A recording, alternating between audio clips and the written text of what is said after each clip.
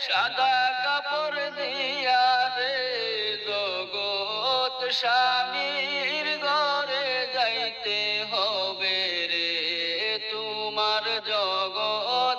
স্বামীর ঘরে যাইতে হবে রে পালাইবে কই যাইয়ার মানুষ পালাইবে কই যাইয়া আজরাইল আসিয়া